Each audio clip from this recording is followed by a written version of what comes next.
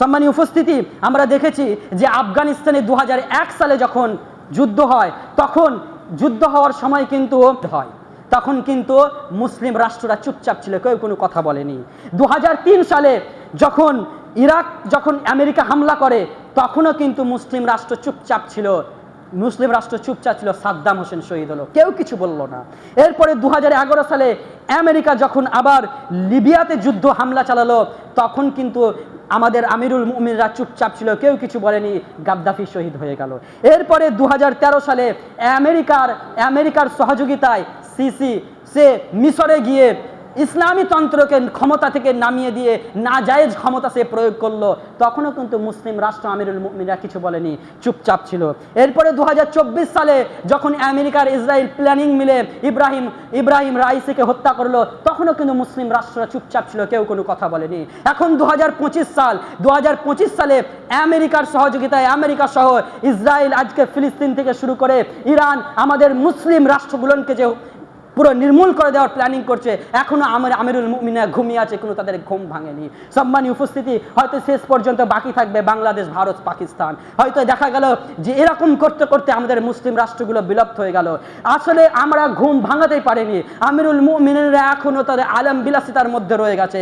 সম্মানীয় উপস্থিতি, লাস্ট কথা হচ্ছে যে আমাদের কি করণীয়, আমাদের করণীয় হচ্ছে যে আমাদের ঘুম ভাঙতে হবে, আমাদেরকে জেগে উঠতে হবে। আমরা যদি না জাগতে পারি, তাহলে কিন্তু দুর্গন্ধ অধিকারী কে জানেন? ব্যাকেটের শুভেন্দু অধিকারী। এই দুর্গন্ধ অধিকারী ভারতের জালদ সন্তান, অর্থাৎ ফেরাউনের উত্তরসূরি। সে কি বলেছে জানেন? অন ক্যামেরাতে কি বলেছে? গাজাকে সমতল করে দাও। আরে বেটা, জানে না মুসলিম জাতি এমন জাতি, বদরের যুদ্ধের সংখ্যা নয়, তারা ঈমান দিয়ে বিজয় করেছে। মুসলিম জাতি এমন জাতি যে তারা শহীদের তামান্নাকে, মরণের তামান্নাকে তারা উচ্চ মনে করে, সব থেকে উত্তম মনে করে এই দুনিয়ার ফায়েসাত বিলাসিতার থেকেও। সুতরাং মুসলিম জাতি এমন জাতি, একবার যদি জেগে উঠে, বাতিল শক্তি থরথর করে কাঁপবে। আমরা হচ্ছি উমর ফারুক রাদিয়াল্লাহু তাআলা আনহু, সাইয়্যিদনা আলী ইবনে আবি তালিব রাদিয়াল্লাহু তাআলা আনহু, খালিদ বিন ওয়ালিদ থেকে শুরু করে বীর সালাউদ্দিন আইয়ুবের উত্তরসূরি। সুতরাং আমরা যদি একবার জেগে উঠি, বাতিল শক্তি এমনিতেই থরথর করে কাঁপবে। সুতরাং গাজাকে সমতল করে দেওয়ার কথা তুমি বলো না। গাজাকে সমতল করে দেওয়ার কথা তুমি কেন বলতে পারছো জানো?